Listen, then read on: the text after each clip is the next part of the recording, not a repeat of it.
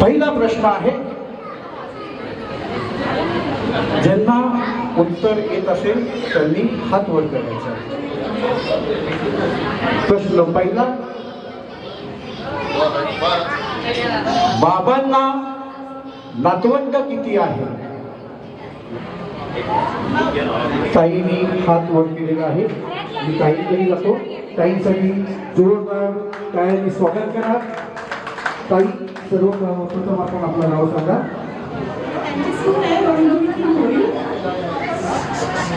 मी प्रथम पहिल्यांदाच बोललो होतो, भोई कुटुंबा व्यतिरिक्त सर्वांसाठी हा प्रश्न आहे.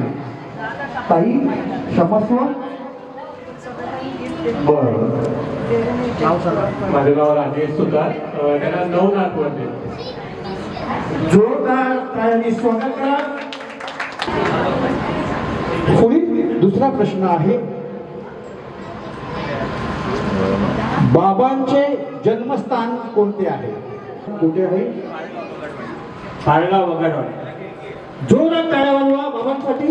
जे बाबांना विनंती करतो, कृपया स्टेजवर या. बाबांना सासरवाडीमध्ये कोणत्या टोपण नावाने ओळखतात? बघा, रश्मी लाड. ताई यांच्यासाठी जोरदार टाळ्या.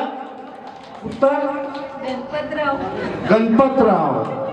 अतिशय उत्तर अचूक दिलेलं आहे ताईंनी. ताईंना मी विनंती करतो, कृपया स्टेजवर या. सत्कार मूर्ती, आमचे मित्र आणि आमचे पालक म्हटलं तरी चालेल. मला वडिलां समान आहेत, माझ्यापेक्षा वय जास्त आहे त्यांचं.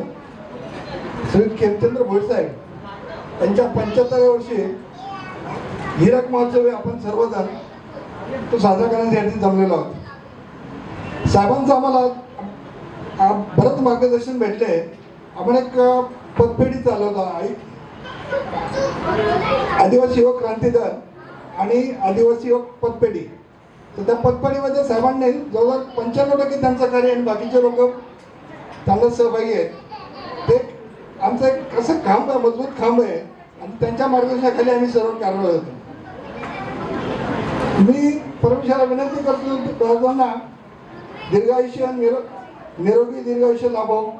त्यांना त्यांच्याकडनं सहस्र चंद्रदर्शन तसंच त्यांची शताब्दी तुझावं अशी परमेश्वराला विनंती करतो. दामोदर बोलो. आजच्या या अमृत महोत्सवानिमित्त इतका छान कार्यक्रम रंगलेला आहे. त्यामुळे मलाही वाटलं आमच्या साहेबांबद्दल 2 शब्द बोलावे. आम्ही 1982 पासून एकत्र काम करतोय. आम्ही समाजासाठी काम करतोय. 82 ते 92 पर्यंत आमची एक आदिवासी युवक क्रांती दल संघटना, या संघटनेसाठी अहोरात्र काम केलं आम्ही एकत्र सगळ्यांनी. त्याच्यानंतर आम्ही पतपेढी स्थापन केली. 92 पासून पतपेढीचं काम, आणि त्या पतपेढीच्या कामासाठी आमच्या भोईर साहेबांचा सिंहाचा वाटा आहे. आजपर्यंत रात्रंदिवस त्यांना पतपेढी येते, पतपेढी हाच एक त्यांच्यापाशी ध्यास आहे. आणि त्यांच्यामुळे आमची पतपेढी, आमच्या समाजाची पतपेढी त्यांच्यामुळेच चालू आहे. रात्रंदिवस त्यांनी फक्त समाजसेवा आणि समाजाच्या संघटना याच्यासाठीच काम केलेलं आहे. त्यांना आम्ही नेहमी एकत्र असतो. त्यांनी आम्हाला आदेश द्यायचे आणि आम्ही त्या पद्धतीने काम करत राहायचो. आम्ही मिटिंगसुद्धा घ्यायचे, ते त्यांच्या आदेशानेच आम्ही मिटिंगला बसतो, त्यांच्या आदेशानेच आम्ही एकत्र येतो. आमचे खूप मित्र आहेत, पण आता आहे उन्हाळ्याचे दिवस असल्यामुळे बरेचसे लोक गावी गेल्यामुळे ते येऊ शकले नाही. नाहीतर इथे कदाचित बसायला जागा नसती झाली. एवढे आमचा परिवार म्हणजे समाज परिवार, मित्र परिवार आहे. तर या संधीचा फायदा घेऊन मी भोईर साहेबांना दीर्घ आयुष्य आणि आरोग्यदायी आयुष्य लाभावं ही ईश्वरचरणी प्रार्थना करतो आणि माझे 2 शब्द संपवतो. धन्यवाद. थँक्यू गुरु साहेब.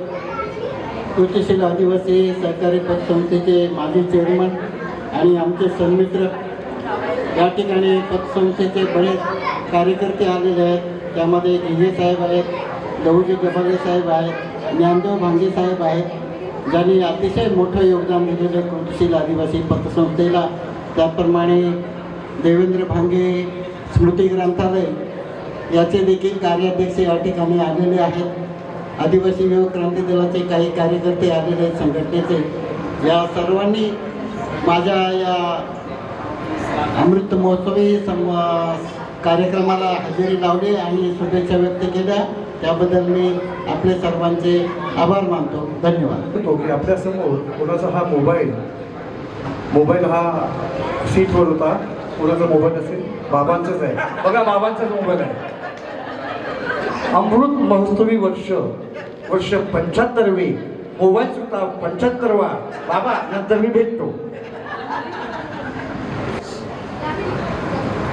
बाबांचा आवडता हिरो कोणता आहे? कृपया नाव सांगण्यात यावं आपलं. दिलीप कुमार. अतिशय उत्तर दिलेलं आहे चांगल्या पद्धतीने. दिलीप कुमार. मी जयश्री यांना विनंती करतो, कृपया स्टेज जवळ या. बाबांना मेहुण्या किती आहेत? तुम्ही आहात?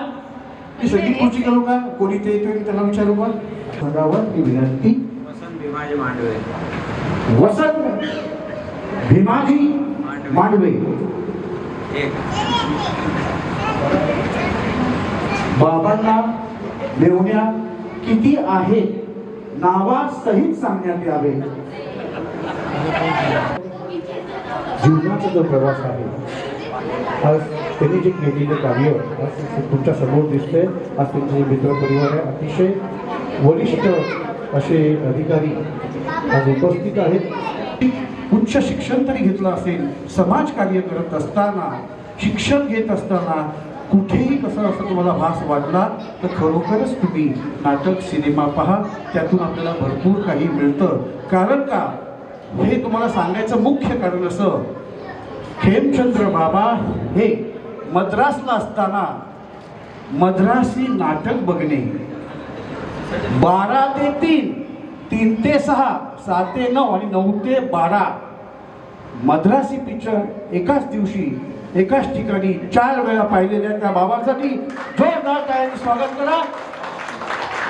त्याच्या पाठीमागचं उद्दिष्ट असं आहे, ज्यावेळेस आपण आपल्या परिवारामध्ये आता हे धावतं जे आहे, धावतं जग आहे, तर आपल्याला कुठेतरी आपल्या विरुद्ध म्हणून काहीतरी असायला पाहिजे. तर हे आपण सर्वांसाठीच आहे.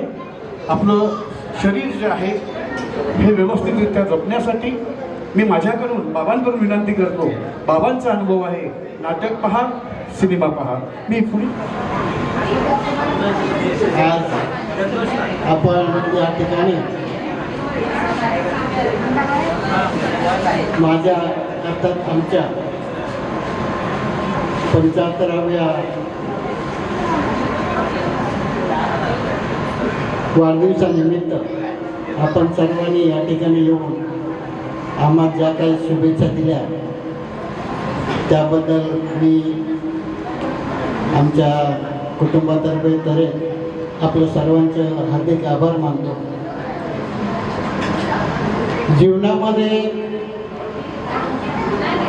प्रपंच संसार करताना आपण कशा प्रकारे प्रपंच संसार चालवला पाहिजे, त्याचबरोबर प्रत्येकजण हा आपल्या कुटुंबासाठी तर जगतो, परंतु त्याचबरोबर आपली काही सामाजिक बांधिलकी असते. मग गाव असेल, तालुका असेल, समाज असेल किंवा देश असेल, तर त्या प्रत्येकासाठी आपलं थोडं तरी योगदान देणं गरजेचं असतं. काहींना थोडंफार जमतं, काहींना नाही जमत, परंतु ते सर्वस्वी आपल्यावरती अवलंबून आहे. प्रपंच संसार करताना सामाजिक संसार हा तसा विषय अवघड आहे, परंतु काही प्रयत्न केले तर त्याच्यामध्ये काही विशेष अडचणी येतात असंही नाही आहे. वरळी चाळीवरून मॅडम मिसाळ मॅडम आणि मिसाळ साहेब आलेले आहेत. यामिनी आमची मुलगी, त्यांच्या ह्या कार्यालयीन मॅडम, आपलं स्वागत आहे या ठिकाणी. तर आपण थोडंफार तरी कुटुंबाबरोबर देशासाठी, समाजासाठी, गावासाठी आपण थोडंफार तरी चांगलं काहीतरी केलं पाहिजे आणि त्यासाठी आपण योगदान देणं गरजेचं असतं. आपण सर्वांनी या ठिकाणी आलात आणि सहकार्य केलं त्याबद्दल मी करपे साहेबांचा देखील आभार मानतो, कारण त्यांनी वेळात वेळ काढून 2-3 वेळा त्यांच्याकडे कार्यक्रम होते परंतु आम्हाला जाता आलं नाही. नाहीतर आमचे कधीपासूनचे संबंध आहेत या ठिकाणी. त्यांचे मोठे चिरंजीव पण या ठिकाणी आता आलेले आहेत. हार्दिक स्वागत आहे. तर तुम्ही सर्वांनी जे काही प्रेम दिलं, स्नेह दिला त्याबद्दल मी आपल्या सर्वांचा आभार व्यक्त करतो. माझ्या या जीवन कार्यामध्ये माझी सहयोगिनी सुशीला हिचं अतिशय मोलाची साथ मिळाली.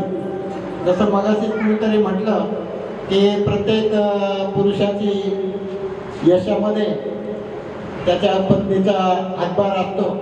तर मी खरोखर माझ्या पत्नीचं मनापासून कौतुक करतो,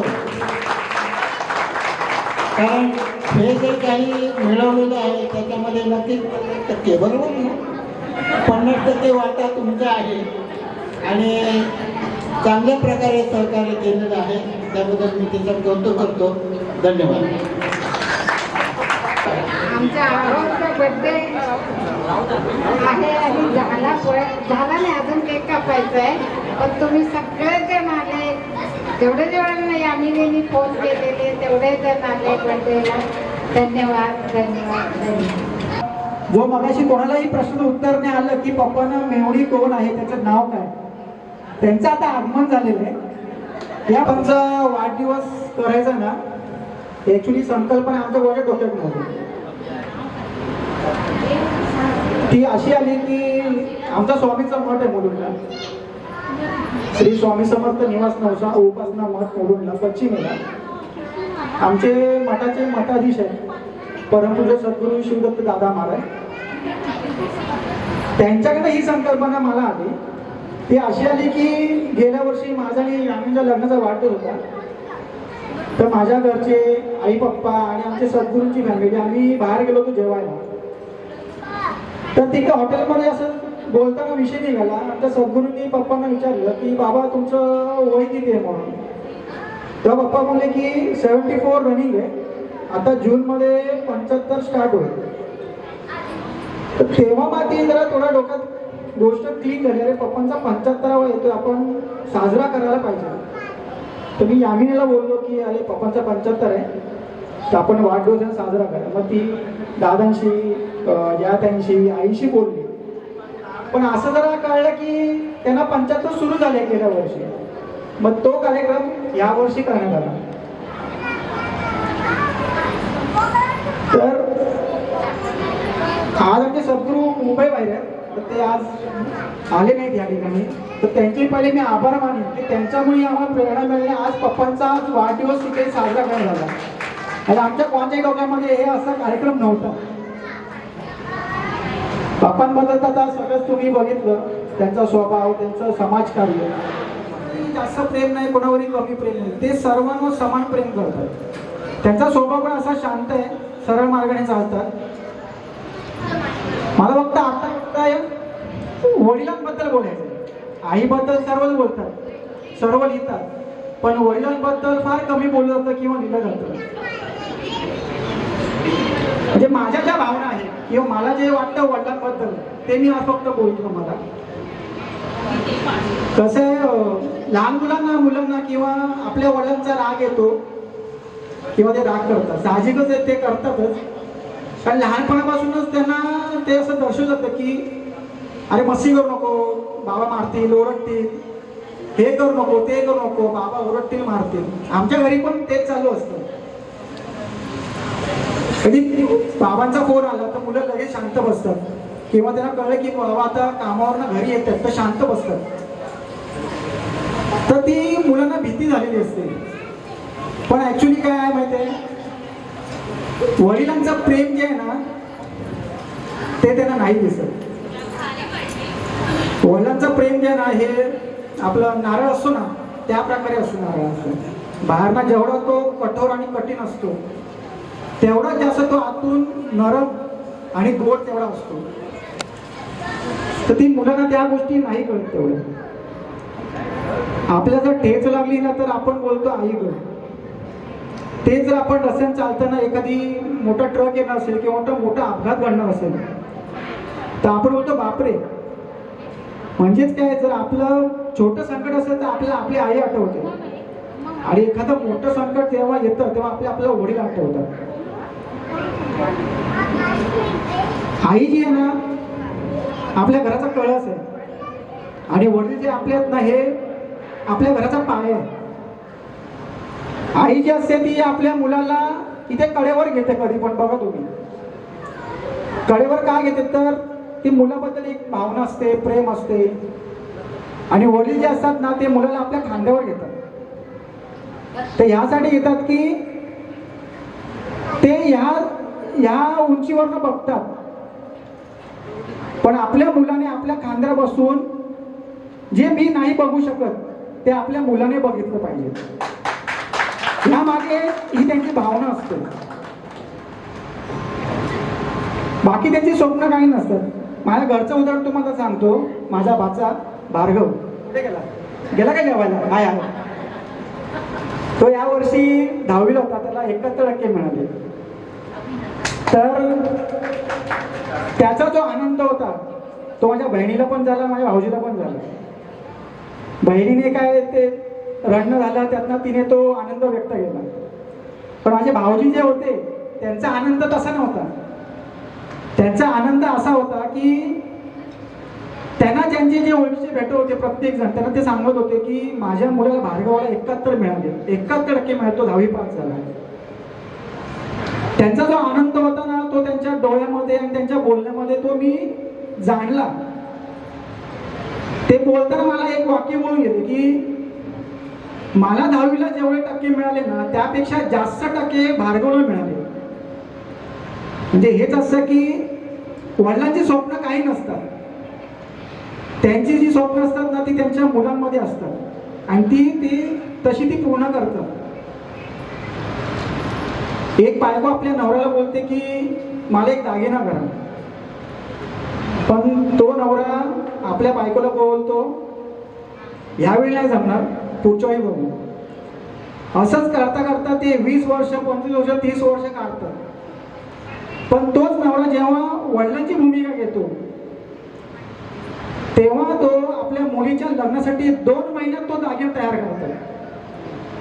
हे वडिलांचं प्रेम असतं.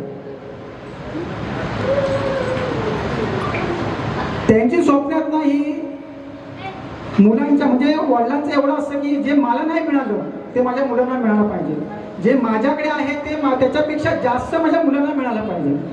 जेव्हा तुम्ही कमवाल जाल ना तेव्हा कळेल तुम्हाला तुमच्या वडिलांनी तुमच्यासाठी काय केलं ते.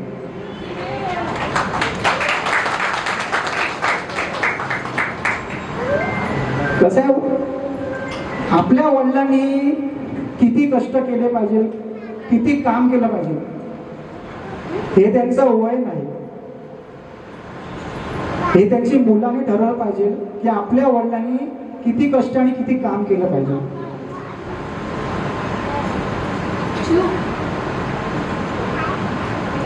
कसं आहे, वडिलांची संपत्ती वडिलांचा पैसा ह्याच्यावर माज करण्यापेक्षा आहे ना म्हणजे माझ्या मते आपल्या वडिलांनी आपल्याला शिक्षण दिलं,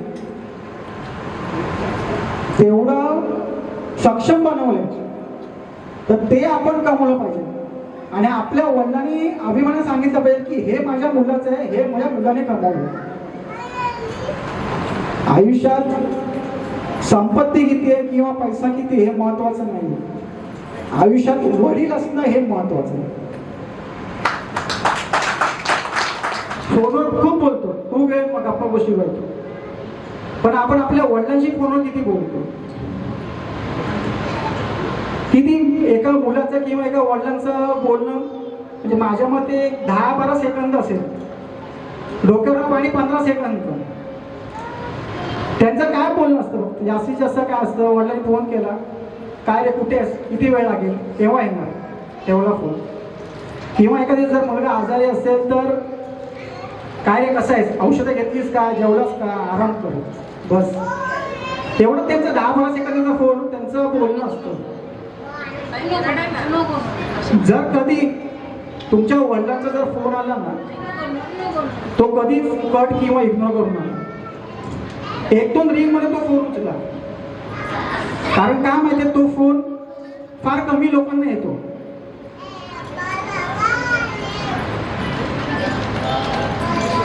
माझ्यासारखे असे बरीच मुलं आहेत की अजून पण त्या फोनची वाट बघतात की काहीतरी माझ्या वडील मला फोन करतील आणि बोलतील, बाळा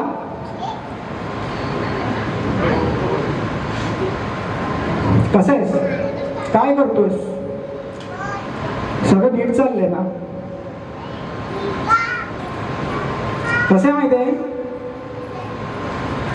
एखादा ज्याला हात नाही ना त्याला विचारा हाताची किंमत काय, किंवा एखादा लंगडा असेल त्याला विचारा की पायाची किंमत काय, आणि ज्याला वडील नाहीत ना त्याला विचारा वडिलांची किंमत काय.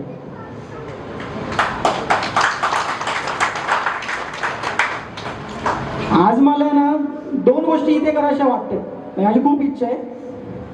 त्या 2 गोष्टी मला आज करायच्या आहेत. पहिली गोष्ट म्हणजे मला पप्पांना आज एक मिठी मारायची.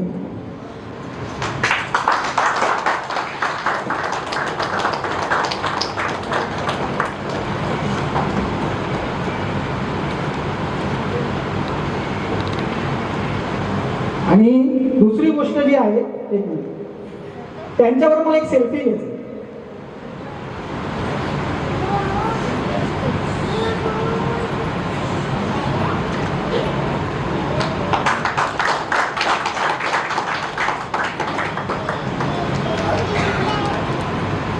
या 2 गोष्टी मी काय केलं माहितीये, कारण माझे जेव्हा वडील होते तेव्हा मी लहान होतो, आणि जेव्हा ह्या गोष्टी मला समजायला लागल्या ना तेव्हा मिठी मारायला वडील नाही. आणि सेल्फी मी ह्यासाठी घेतला, वडील होते तेव्हा मोबाईलचा प्रकार नव्हता हो तेव्हा माझ्या वेळी, आणि जेव्हा भागातला मोबाईल आहे ना त्या सेल्फीला वडील नाही.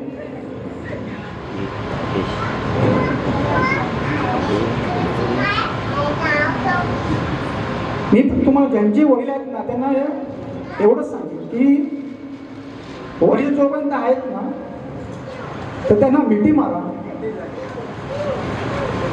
त्यांना कळेल की माझ्या मुलाने मिठी का मारली. तुम्हाला सांगायची गरज पण पडणार नाही की तुम्हाला आनंद आहे की तुम्हाला दुःख येते. आणि वडील आहेत तोपर्यंत त्यांच्याबरोबर सेल्फी घ्या. कारण तुमच्याकडे जर महागातला मोबाईल असून जर तुमच्याकडे वडील नसतील ना तर तो महागातला मोबाईल घेऊन काही फायद्याचा नाही. कसं माहितीये, आयुष्यात सर्व गोष्टी तुमच्या क्रेडिट होतील, पण वडील जर डेबिट झाले ना ते परत कधी क्रेडिट होणार नाही. म्हणून आपल्या वडिलांची काळजी घ्या. त्या दिवशी मन मोकळेपणाने बोला, त्यांच्यावर हसा खेळा, त्यांना त्यांच्याबरोबर फिरायला जा, जे आहेत तो पण त्यांना आधार द्या. बस त्याची काळजी घ्या. धन्यवाद. आणि पप्पांना मी सांगेन तुमचा जो आवडता छंद आहे फर्स्ट डे फर्स्ट शो तो तुम्ही कधी सोडू नका. आम्हाला वाटत आम्ही पण एवढे फर्स्ट डे फर्स्ट शो बघायला.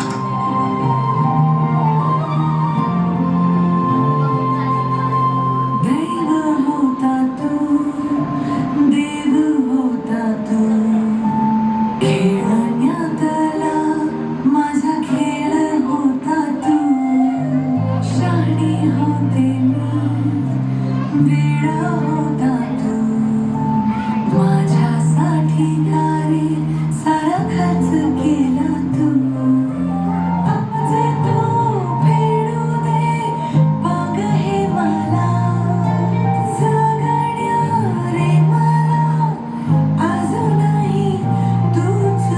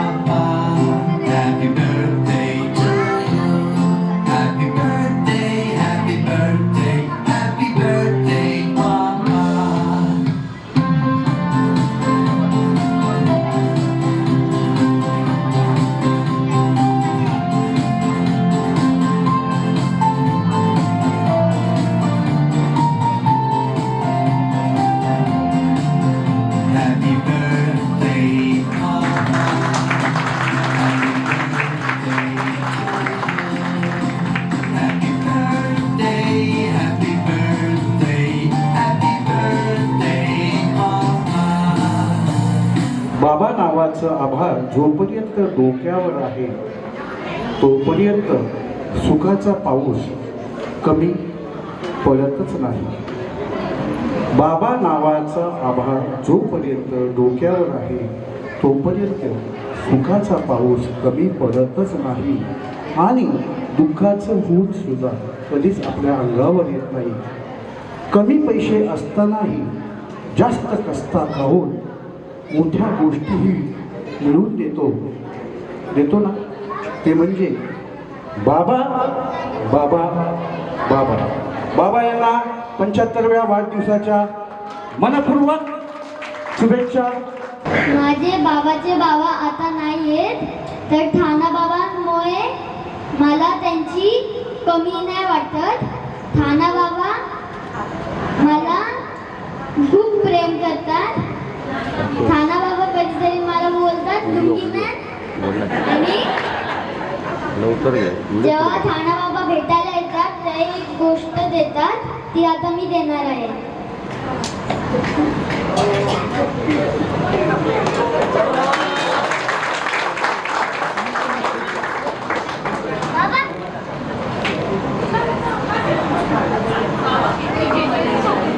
अतिशय छान रे.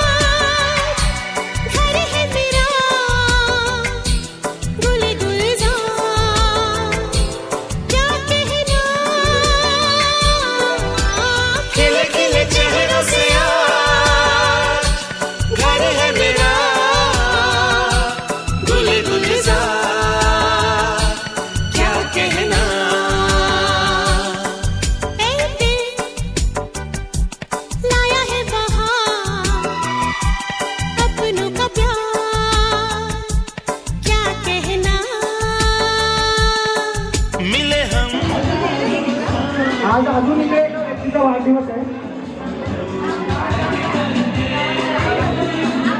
ते म्हणजे आमचे लाडके दादा सुधीर पाठक, ज्यांनी तुमचं आतापर्यंत जे आल्यापासून त्यांनी मनोरंजन केलं, गाण्यांचा खेळाचा जे काही मनोरंजन केलं, आज त्यांचाही वाढदिवस आहे. आज आपण त्यांचाही त्यापैकी केक कापू. दादा आमच्या प्रत्येक कार्यक्रमामध्ये, प्रत्येक आनंदामध्ये, प्रत्येक अडचणीमध्ये तो आमच्या सोबत असतो.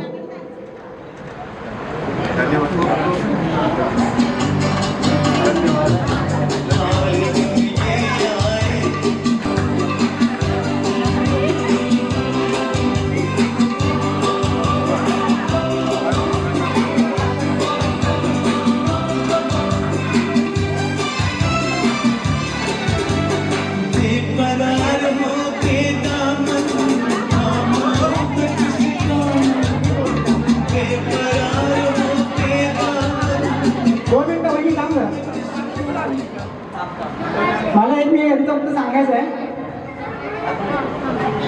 आज जो आपण पप्पांचा वाढदिवसाचा कार्यक्रम केला, हा कार्यक्रम ते दोघंही आमच्या बरोबर 2 महिन्यापासून ते तयारीला होते त्या प्रोग्रामामध्ये. क्षितिज भोसले, सचिन सांगडे, त्याचप्रमाणे चिरंजीव पंकज, पुतणे नितीन भोईर, सुनबाई निलिमा भोईर, रोहिणी भोईर, या सर्वांनी अतिशय मला काही न कल्पना देता हा प्रोग्राम अरेंज केला. त्याचप्रमाणे हे जे व्हिडिओ शूटिंग जी काही केली त्या कलाकारांबद्दल मी पुन्हा त्यांचे हार्दिक आभार व्यक्त करतो. आणि दोन्ही जावयांना आणि दोन्ही मुलींना मी खूप शुभेच्छा देतो की हा कार्यक्रम अतिशय चांगल्या प्रकारे सर्वांनी पार पाडला, खूप मेहनत घेतली. धन्यवाद धन्यवाद धन्यवाद. खूप एवढ्या वर्षांनी तरी पण येतात ते. अशी माणसं मिळणं कठीण चांगली माणसं मिळाल्या म्हणून आम्ही येतो. म्हणून ते नेहमी म्हणतात सख्खे शेजारी पक्के. त्यामुळे आम्ही नेहमी जात असतो येत असतो. धन्यवाद. कुठे कुठे माझी वेळ स्वामीनी माझी मुलगी आहे ना, तिचे हे खरे आई बाबा, ते तिला सांभाळतात, म्हणजे काटेवर कसरत आहे, ते तिचे खरे आई बाबा आहेत. ते आज आले त्याबद्दल थँक्यू काका. आणि आपण जी सगळ्यांनी पीपीटी बनवली ती गौरीने बनवली, त्याच्यामुळे तिचे पण खूप खूप आभार. थँक्यू. आज माझ्या आजोबांचा 75वा वाढदिवस आहे. असं तर माझं पद खूप छोटं आहे त्यांच्याबद्दल काही बोलायला, पण मी खूप काही बघितलंय, खूप काही लोकांकडून शिकलोय, खूप लोकांकडून मला हे जाणून घेतलंय की माझे आजोबा कसे. पण खरं सांगायचं झालं तर जेवढ्या लोकांशी मी बोललोय, जिथेही मी गेलोय, मला नेहमी माझ्या आईवडिलांच्या आधी किंवा कोणाच्याही आधी एक नाव असं भेटलंय की या खेमचंद्र भोईरांचा नातू आहे, त्याचं मला खूप गर्व वाटतं. पण त्याच्यापेक्षा मोठी गोष्ट अशी आहे की मी किती लोकांना भेटले, खूप लोकांना भेटलो आयुष्यात की ज्यांनी मला सांगितलंय तुझे बाबा असे, तुझ्या आजोबांनी हे केलंय. त्या सगळ्यांपेक्षा बोलायचं झालं तर मला माझ्या आजोबांबद्दल माझ्या वडिलांकडून कळालंय. मलाही आज माहीत नव्हतं की माझ्या आजोबांचाच वाढदिवस आहे. मी काहीसा विसरलो, त्यासाठी सॉरी. तर सकाळी सकाळी उठलो, मी झोपेत होतो अर्ध्या, उठून बघतोय तर पप्पा रडतायत. म्हटलं का रडतायत, काय झालं? मला आधी वाटलं की कोणाचं वाईट झालं. तर नंतर मला कळालं की आज आजोबांचा वाढदिवस आहे. म्हणजे मी आयुष्यात एवढ्या लोकांना बघितलं, आजोबांसाठी हे बोलले ते बोलले, पण मला असं वाटतं की आयुष्यात त्यांना किती लोक भेटो, ते किती लोकांशी बोलू, ते कितीही पुढे जाऊ, पण सर्वात जास्त जर त्यांच्या कोणावर प्रेम असेल किंवा त्यांच्यावर कोणी प्रेम करत असेल मनापासून, तर ते माझे वडील आहेत. कारण आज मी त्यांना जेवढं बघितलंय त्यांच्याकडे करताना ते कधी दाखवून देत नाही, पण त्यांनी खूप खूप खूप काय केलं आजोबांसाठी आणि त्यांचं खूप प्रेम आहे. तर त्यामुळे आज एक वडील काय असतो, एक आजोबा काय असतो, हे आज मला त्यांच्यामुळे शिकायला भेटलं. तर मी त्यांचं खूप अभिनंदन करतो की त्यांनी मला आयुष्यात हा खूप मोठा अनुभव दिलाय, आयुष्यातला सर्वात मोठा धडा दिलाय. आणि माझं कुठलंही कार्य असू दे, मी काही केलं, मला आजही आठवतं की माझं पहिलं नाटक होतं, राज्यस्तरीय नाटक होतं, माझे हातपाय थरथरत होते, माझ्या आवाजात कळा आला होता की मी काय बोलू, कसं बोलू. मी स्टेजवर चढलो, हजारो लोक बसले, हजारो लोकांमध्ये पहिला चेहरा मला माझ्या आजोबांचा दिसला. ते माझ्याकडे बघून हसत होते. त्या एका क्षणात माझ्या अंगात एवढी एनर्जी आली ना की आयुष्यभर आली नव्हती. तर मला ह्या गोष्टीचं कौतुक आहे की मी आज कोणालाही भेटो, काही बोलू, पहिला मी आयुष्यात काही करणार तर पहिलं कौतुक माझ्या आजोबांबद्दलचं असतं. तर मी त्यांना खरंच खूप धन्यवाद करतो की ते नेहमी माझ्यासोबत असतात आणि नेहमी माझ्या अचिव्हमेंट्सला सेलिब्रेट करत असतात. थँक्यू सो मच बाबा. Once again happy birthday. Bhoir कुटुंबाच्या वतीने सर्वांचे पुन्हा एकदा मनपूर्वक आभार.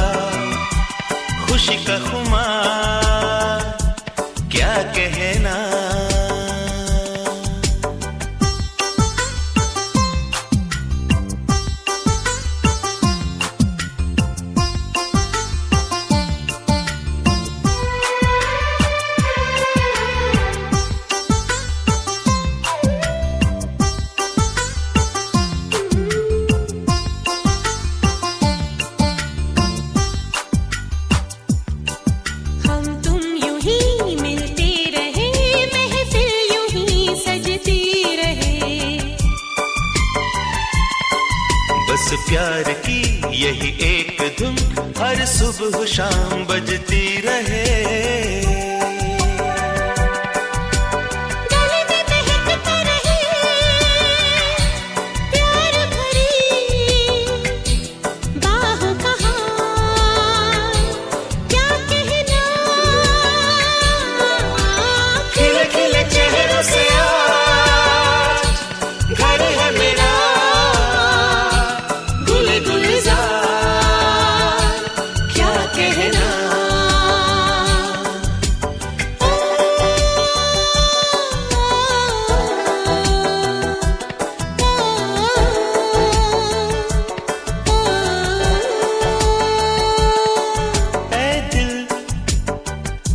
लाया है बहार अपनों का प्यार, क्या कहना। मिले हम छलक उठा खुशी